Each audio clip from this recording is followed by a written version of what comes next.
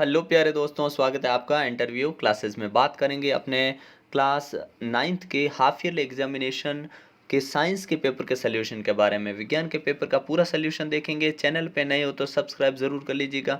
Video को दोस्तों के साथ शेयर करना बिल्कुल नहीं भूलें। साइंस के बाद जो आपके हिंदी का होने वाला है, सामाजिक विज्ञान, संस्कृत, राजस्थान की शौर्य परंपरा और मैथ्स, इन सभी के पेपर्स मिलेंगे और वहाँ से क्वेश्चन आपको एग्जाम में 100% देखने को मिलेंगे। तो चैनल को सब्सक्राइब ज़रूर कर लीजिएगा। चलिए देखते हैं अपने पहला क्वेश्चन क्या दे रखा है कि सही विकल्प का चयन करना आपको, ठीक है ना। ऊर्ध्वपातन द्वारा निम्न में से किसे पृथक किया जा सकता है। तो आपको पता होना चाहिए ऊर्ध्वपातन यानी सब्लिमेशन क्या होता है। ऊर्ध्वपातन कोई चीज़ ठोस से, कैसे, ठोस से अगर सीधे गैस में चेंज हो जाए, ठोस से गैस में चेंज होने मतलब द्रव में बिना बदले, किस में, द्रव में परिवर्तित हुई नहीं, ठोस से सीधा गैस बन गई, उसको बोलते हैं ऊर्ध्वपातन। तो ये गुण होता है अपने अमोनियम क्लोराइड में। नेफ्थलीन याद रखना एक, ठीक है ना। और कपूर की गोलियां हैं, ये याद रखना, ठीक है ना। तो ये दो चार एग्जाम्पल है। CO2, सॉलिड CO2 जो होता है वो भी यही गुण रखता है, ठीक है ना। अगला देखिए, रसोई घर में खाना बनाने में प्रयुक्त गैस है, तो वो अपने क्या है, CNG या LPG या द्रवित ऑक्सीजन या उपरोक्त सभी। तो घरों में अपने आती है liquefied petroleum gas, CNG, sorry LPG है ना। CNG आती है अपने गाड़ियों में, कॉम्प्रेस्ड नेचुरल गैस, ठीक है ना। ये इनके नाम भी पूरे याद रखना। फिर है वायु में ऑक्सीजन की मात्रा कितनी है। जितनी वायु है ना उसमें ऑक्सीजन है 21%, ठीक है ना। और सबसे ज़्यादा है नाइट्रोजन, ठीक है ना, ध्यान रखना।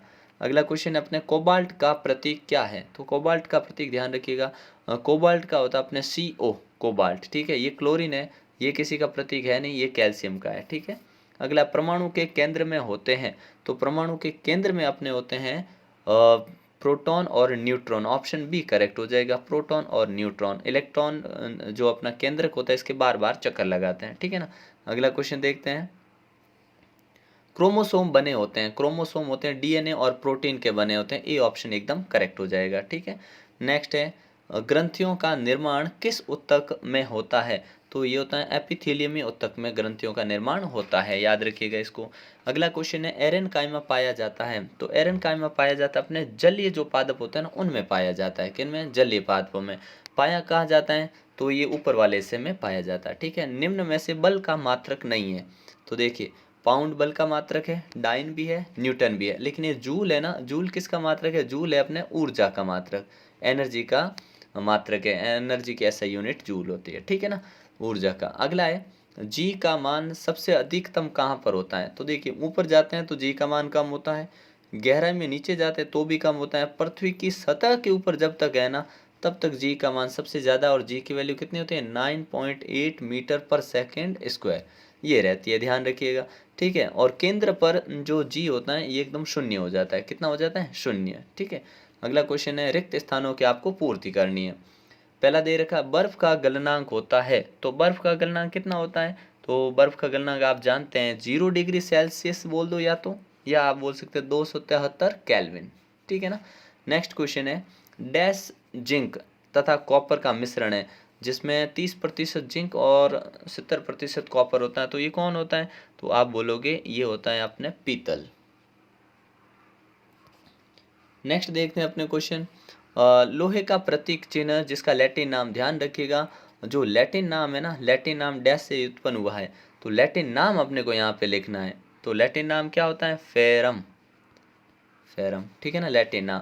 आपको 2-3 लैटिन नाम और याद रखने हैं। ये होता है के ये नहीं होता अपने पोटेशियम, जिसका नाम होता है कैलियम, कैलियम, ठीक है ना। और एक याद रखना, सोडियम, सोडियम का होता है नेट्रियम, Na प्रतीक चिन्ह है, नेट्रियम बोलते हैं इसको, सोडियम है इसका प्रतीक चिन्ह, Na होता है, कैलियम के कारण इसका सिंबल K होता है, और ये होता है पोटेशियम और ये होता है सोडियम, ठीक है। ये दो इंपॉर्टेंट है, ध्यान रखना। अगला है, माइटोकॉन्ड्रिया कोशिका का कहलाता है क्या, शक्ति ग्रह, शक्ति ग्रह, ठीक है ना, पावर हाउस कहलाता है। उत्तक डैश का समूह होता है। उत्तक होता है कोशिका, किसका समूह है, कोशिका का समूह होता है, ठीक है ना। अगला देखिए, द्रव से घनत्व, द्रव के घनत्व से कम घनत्व वाली वस्तुएं द्रव के ऊपर क्या करेगी, वो द्रव के ऊपर तैरती है, क्या करती है, तैरती है। अगला क्वेश्चन देखते हैं, एक शब्द में आपको उत्तर देना है। जल का क्वथनांक कितना होता है। तो जल का क्वथनांक होता है अपने 100 डिग्री सेल्सियस, ठीक है ना, कितना होता है 100 डिग्री सेल्सियस। विलयन किसे कहते हैं, तो दो या दो से अधिक पदार्थों का समांगी मिश्रण होता है, उसे विलयन कहते हैं, ठीक है ना। क्या, दो या दो से अधिक पदार्थों का समांगी मिश्रण विलयन कहलाता है। फिर जल में हाइड्रोजन और ऑक्सीजन के द्रव्यमानों का अनुपात कितना होता है, तो हाइड्रोजन ऑक्सीजन का अनुपात 2:1 होता है, ठीक है ना, ये ध्यान रखिएगा। अगला है अपने, अच्छा द्रव्यमानों का अनुपात पूछा आपने, तो द्रव्यमान देखिए H2O, तो हाइड्रोजन 2:1 प्लस ऑक्सीजन का होता है 16, कैंसिल करेंगे 1:8, ठीक है ना। तो ये दोनों चीज़ें याद रखना, 1:8 और 2:1। गॉल्जी उपकरण में किस वैज्ञानिक ने गॉल्जी उपकरण, कैमिलो गॉल्जी, किसने की, कैमिलो गॉल्जी, ठीक है ना, कैमिलो गॉल्जी। फिर है प्रोरो का शीर्षक विभेद्योतक कहाँ पाया जाता है, तो ये होता है अपने कहाँ पर, जड़ और तने में, कहाँ होता है, जड़ व तने में, ठीक है ना, ये ध्यान रखिएगा। अगला क्वेश्चन देखते हैं अपना, उस ऊतक का नाम बताइए जो हमारे शरीर की गति के लिए उत्तरदायी है, मतलब शरीर की गति जो होती है ना किस टिश्यू के कारण होती है, तो याद रखना पेशीय ऊतक, क्या होता है अपना, पेशीय ऊतक। अगला देखते हैं, एक समान चाल के लिए एक समान समय तय की दूरी का ग्राफ कैसा होता है, तो देखिए ये ऐसे बनाएंगे ग्राफ, ये x होता है, ये y होता है, यहाँ पे लीजिए समय t यानी समय, और यहाँ लीजिए डिस्टेंस यानी दूरी, और जब एक ही समय में मतलब 1 2 3 4 5 ये सेकंड ले लिया, इधर मान लो मैंने ले लिया 1 2 3 4 5, तो ध्यान रखिए इधर भी आप नंबर लिख सकते हैं, जैसे मैंने यहाँ लिख दिया 5 सेकंड 10 सेकंड 10 5 का गैप ले लिया, इधर मैंने ले लिया 1 2 3 4 5, दूरी है ना, दूरी ले ली किलोमीटर में, ठीक है। अब देखिए मान लीजिए पहले 5 सेकंड में वो 1 किलोमीटर कोई गाड़ी गई, अगले 10 सेकंड में वो कितने, अब 5 और सेकंड में 2 किलोमीटर गई, फिर 3 गई, ऐसे करके अपने को एक सीधी लाइन मिलेगी, ठीक है ना, ये ध्यान रखना, ऐसे सीधी लाइन अपने को मिलेगी, ठीक है। तो ये ग्राफ आपको बना देना है। अगला है, वेग से क्या अभिप्राय है, तो वेग क्या होता है, वेग होता है एकांक समय में तय की गई दूरी को वेग कहते हैं, आपने कुछ समय में दूरी तय की उसी को वेग कहते हैं, ठीक है ना। फिर है, भार किसे कहते हैं, तो पृथ्वी द्वारा अपनी ओर अपने गुरुत्वाकर्षण के बल के द्वारा खींचे गए किसी भी जो बल लगाती गुरुत्वाकर्षण बल, उसी को हम भार कहते हैं। W बराबर क्या होता है, mg होता है, ठीक है ना, W बराबर mg। तो वेट क्या होता है, किसी व्यक्ति का भार जिसे पृथ्वी खींच रही है अपने केंद्र पे, उसको कहते हैं, ठीक है ना। अगला क्वेश्चन है, गुरुत्वाकर्षण बल के तथ्य को सबसे पहले किसने दिया, तो सर आइजैक न्यूटन ने, किसने, न्यूटन याद रखना, ठीक है। अगला क्वेश्चन है, पदार्थ के कणों की विशेषता लिखिए, तो आपके 3-4 विशेषताएं दे रखी है कि उनके बीच में रिक्त स्थान होता है, वो एक दूसरे को आकर्षित करते हैं, ठीक है ना, और गतिशील अवस्था में होते हैं, तो और पदार्थों के कण जो होते हैं किन के बीच में स्थान कम ज़्यादा होता है, इस प्रकार से आपको लिखना है, ठीक है। 3 पंक्तियों में उत्तर लिखना है, लगभग 2-3 पंक्ति में 2 या 3 पंक्ति बोला है, ठीक है। शुद्ध पदार्थ से आप क्या समझते हैं, जो प्योर शुद्ध हो, जिसमें एक ही प्रकार के पदार्थ होते हैं उसे हम शुद्ध कहते हैं, जैसे आयरन बोला ना, तो लोहे में सिर्फ लोहे के गुण ही होंगे, ठीक है ना। अगला देखते हैं, अपने अणु और परमाणु में 2 अंतर बताना आपको, फिर कैनाल रे, ये बड़े सिंपल क्वेश्चन है, ठीक है। फिर जंतु कोशिका और पादप कोशिका में आपसे 2 अंतर पूछे हैं, ठीक है, आराम से देख सकते हैं, कोई दिक्कत नहीं। नीचे अपने को कुछ न्यूमेरिकल दे रखे हैं, उनको देखते हैं। हृदय पेशी के लक्षण क्या है, हृदय पेशी निरंतर कार्य करने वाली एक पेशी है, ठीक है ना, ये आप आराम से इसके बारे में लिख सकते हैं। चाल और वेग में अंतर बताना है आपको, ठीक है ना। चाल क्या होती है, चाल होती है दूरी बटे समय, वेग क्या होता है, वेग होता है विस्थापन बटे समय, ठीक है ना। ये अच्छा क्वेश्चन है, जब कोई गतिशील बस अचानक से रुक जाती है तो आप आगे की ओर झुक जाते हैं, विरामावस्था से गतिशील हो जाती है तो पीछे की ओर झुक जाते हैं, ऐसा क्यों, तो न्यूटन के पहले के नियम के अनुसार जब कोई वस्तु गतिशील होती है तो गतिशील रहना चाहती है, और जब वो स्थिर होती है तो स्थिर अवस्था में रहना चाहती है, जब तक कि उन पे कोई बाह्य बल कार्य नहीं करे। तो ये जड़त्व के नियम के कारण, क्या लिखेंगे, जड़त्व नियम के कारण, ठीक है ना, ऐसा होता है। अगला है, गुरुत्वाकर्षण का सार्वत्रिक नियम क्या है, तो गुरुत्वाकर्षण का सार्वत्रिक नियम ये जो जी होता है, ठीक है ना, आप जानते हैं कि F बराबर जी m1 m2 बट्टे आर स्क्वायर, ये होता है। अब इसका हमें पूछा है, तो इस जी को अगर मैं यहाँ लिख दूँ जी, तो फॉर्मूला क्या बनेगा, जो अपने एफ और आर स्क्वायर ऊपर चला गया, ठीक है, और नीचे m1 m2, तो ये सार्वत्रिक जो अपने गुरुत्व सार्वत्रिक नियम होता है इसे कहते हैं, ठीक है ना। इसके कुछ लाभ भी हैं, ठीक है, जो समुद्र में टाइड्स वगैरह आते हैं वो इसके कारण आते हैं, ये चीज़ें आपको लिखनी है, ठीक है ना। और इसका मान भी आपसे पूछा जाता है, ठीक है ना, 6.67 इंटू 10⁻11, ठीक है ना। इसकी यूनिट भी आपसे पूछ सकते हैं, तो यूनिट क्या होती है, यूनिट होती है इसकी, अपने लिख देंगे फोर्स की होती है newton kg, newton kg square metre, एक second, newton metre square kg square पर केजी स्क्वायर, ठीक है ना, ये होती है। ये कैसे निकालेंगे, ये हम ये फॉर्मूले से, क्या, F/r² बट्टे m1 और m2।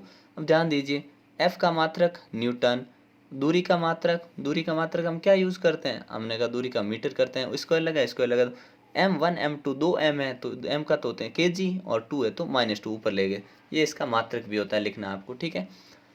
यौगिकों के नाम लिखने हैं, तो ये अपने कैल्शियम क्लोराइड, पोटेशियम सल्फेट और कैल्शियम कार्बोनेट, ठीक है ना। अमीबा अपना भोजन कैसे प्राप्त करता है, तो कूट माध्यम से प्राप्त करता है, कूट पाद उसमें विकसित होते हैं और प्राप्त करता है। आपको ऐसा बना के यहाँ भोजन रख के फिर इसको 2-3 स्टेप में शो करना, क्योंकि ये 3 नंबर का सवाल है, ठीक है ना। अगला क्वेश्चन है, पौधे में सरल उत्तक और जटिल उत्तक से किस प्रकार भिन्न है, तो ये आपको दोनों में अंतर लिखना है, ठीक है ना। फिर यात्रा के समय एक कार ओडोमीटर में 2000 दिखा रही है, मतलब जब शुरू हुआ ना तब 2000 था उसमें, तो यात्रा समाप्ति इतनी हुई मीटर में, तो मतलब गाड़ी चली है 400 किलोमीटर अपनी, ठीक है ना। ये क्या हो गया, अपना डिस्टेंस, दूरी हो गई। यात्रा में 8 घंटे का समय लगता है, टाइम कितना लगता है, टाइम लगता है 8 आवर, ठीक है। डिस्टेंस अपने पास है 400 किलोमीटर, ठीक है ना। हमसे पूछा है क्या, हमसे पूछा है चाल बताइए, तो चाल क्या होता है, चाल होता है अपने दूरी बटे समय, चाल बराबर दूरी 400 बटे समय 8, भाग दे दीजिए, कितना आएगा, 8×5 = 40, तो आया 50 किलोमीटर पर आर, कितना आया, 50 किलोमीटर पर आर।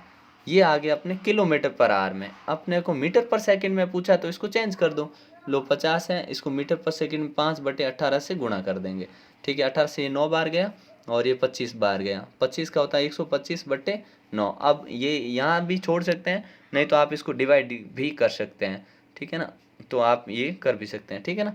चलिए देखते हैं और आएगा कितना आंसर, अगर इसको हम करें तो 1 पॉइंट नहीं आएगा, 9 एकम 9, ठीक है। पीछे रह जाएगा अपने 3, तो 35 हो जाएगा, 9×3 = 27, पॉइंट लग जाएगा, फिर 8-9 लगभग ये आंसर आएगा, ठीक है। 8 और फिर 9 बार जाएगा, ठीक है। ये मीटर पर सेकंड में आ जाएगा अपना आंसर, तो ये आंसर नोट कर लीजिएगा, इंपॉर्टेंट क्वेश्चन, इस टाइप के ही क्वेश्चन आएंगे, ध्यान रखना, ठीक है ना। और फिर है रदरफोर्ड के परमाणु मॉडल की कमियाँ, तो अगर मैं एक शब्द में इसकी बात करूं परमाणु मॉडल कमी, तो रदरफोर्ड परमाणु के नाभिक के स्थायित्व को नहीं बता पाए, वो स्टेबिलिटी ऑफ एटम, इन परमाणु स्थायी क्यों है वो नहीं समझा पाए, क्योंकि उन्होंने कहा जब वो नाभिक के चारों ओर परमाणु घूम रहे होते हैं तो वो ऊर्जा खोएंगे तो लास्ट में खोते खोते इसमें नाभिक में गिर जाएंगे, तो परमाणु अस्तित्व में नहीं रहेगा, ये नहीं बता पाए, ठीक है। फिर बोला है परमाणु संख्या और द्रव्यमान संख्या को समझाइए, तो परमाणु संख्या क्या होती है, परमाणु संख्या कहते हैं अपने जितने नाभिक में प्रोटॉन होते हैं वही उतने ही अपने क्या होते हैं, प्रोटॉन और परमाणु संख्या दोनों सेम होती हैं, प्रोटॉन। लेकिन द्रव्यमान संख्या क्या होता है, द्रव्यमान संख्या होती है अपने प्रोटॉन प्लस न्यूट्रॉन को द्रव्यमान संख्या कहते हैं, मतलब प्रोटॉन और न्यूट्रॉन का योग होता है वो द्रव्यमान संख्या होता है, मास नंबर होता है, ठीक है।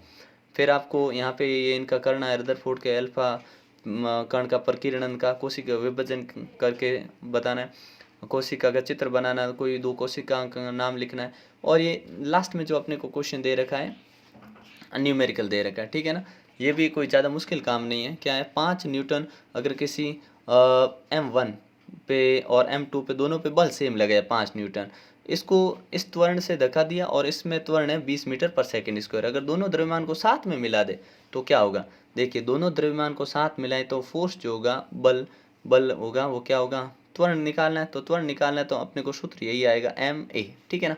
यहाँ पे अपने को ए निकालना है तो F/m हो जाएगा, ठीक है। मतलब अपने को चाहिए एक तो फोर्स चाहिए, हमने कहा बल तो है अपने पास 5 न्यूटन, और एक द्रव्यमान चाहिए, द्रव्यमान किसका चाहिए, हमको इन दोनों पिंडों का द्रव्यमान चाहिए, दोनों का दे नहीं रखा, तो हमको सिर्फ द्रव्यमान मिलते ही हम भाग देंगे ना तो त्वरण आ जाएगा, ठीक है ना। तो समझिएगा F/m = a, ठीक है। सिर्फ हमको चाहिए फोर्स दे रखा है बल 5 न्यूटन, द्रव्यमान चाहिए दोनों का, तो हमने कहा द्रव्यमान कैसे निकालें, तो द्रव्यमान निकालने के लिए यही फॉर्मूला एम ए, ठीक है।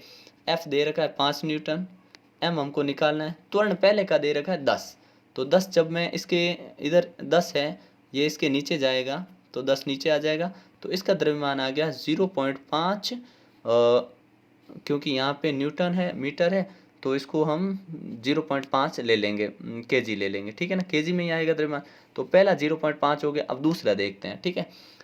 दूसरे का क्या होगा, सेम होगा, ए बराबर एफ अपॉन हो जाएगा, सॉरी ए नहीं निकालना, अपने को निकालना क्या है, अपने को निकालना एम बराबर एफ अपॉन ए, 5 है और ए अपने पास है 20, अगर मैं इसको काटूं तो 1/4 आएगा, इसको बोलेंगे 0.25, ठीक है। अब देखिए M1 जो था अपना 0.5 था, M2 जो है अपना वो कितना 0.25 आया, ठीक है ना। अब इन दोनों को ऐड कर लूँ मैं तो मेरे पास आएगा 5 10 1 3 75.75 है ना, मतलब 0.75 kg आया मेरे पास, ठीक है। अब ये आ चुका है। अब अपने को त्वरण चाहिए, त्वरण का सूत्र होता है एफ अपॉन ए, सॉरी एम है ना, दोनों का द्रव्यमान, जो दोनों का द्रव्यमान है, एफ है 5, द्रव्यमान दोनों का 0.75, ठीक है। भाग लगाएंगे, 2 0 लगा दिया, पॉइंट यहाँ से हट गया। अब इसमें अगर हम भाग लगाएंगे तो उत्तर आ जाएगा अपने लगभग, भाग लगा दीजिए, 25 के 4 है 25 3 75, 20 बार, और 20 का इसमें जाएगा 6 3 18 और 7 21, तो 6 3 18.66 ऐसे आता रहेगा, तो अप्रॉक्स में 6.7, और क्योंकि त्वरण है मीटर पर सेकंड स्क्वायर, ये लिख देंगे, एकदम करेक्ट आंसर है, ठीक है, ये ध्यान रखिएगा। अगला है, एक गाड़ी जो इस रफ्तार से चल रही, ब्रेक लगाने के बाद 4 सेकंड में रुक जाती है, ठीक है, मतलब टाइम दे रखा है 4 सेकंड, ठीक है, रुक गई है, मतलब अपना आंसर है वो फोर्स है, बल है, वो माइनस में आएगा, पक्का है, ठीक है। और यहाँ पे अपने को सेकंड दे रखा है किलोमीटर प्रति घंटा, तो इसको चेंज करो, तो 108 को अगर मैं चेंज करूँ 108 इंटू 5/18, ठीक है, तो 5/18 से तो भाग जा रहा है, इसमें 2 का दे देते हैं 9, 2 का दिया अपने 5 और 4 54, और 9 छंग 54, 6 और 5 का गुणा करूँ 30, तो देखो इसकी तो आ गई अपने 30 मीटर पर सेकंड, ठीक है ना, रफ्तार आ गई, और समय हमने को दे रखा है, और अपने को द्रव्यमान भी दे रखा है, तो फोर्स का सूत्र होता है F बराबर एम ए, ठीक है। तो F बराबर m अपने पास कितना है कि 1000 किलो, लिख दो 1000 किलो, और ए त्वरण कितना, त्वरण का सूत्र देखो हमारे पास नहीं है, तो हम क्या कह सकते हैं, v minus you upon T, ये लगा सकते हैं फॉर्मूला, ठीक है।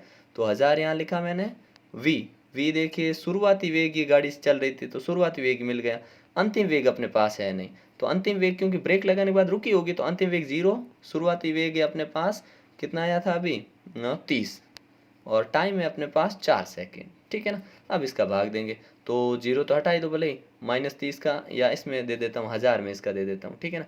अगर 4 का मैं 1000 में भाग दे दूँ तो 25, और ये आएगा 250, ठीक है।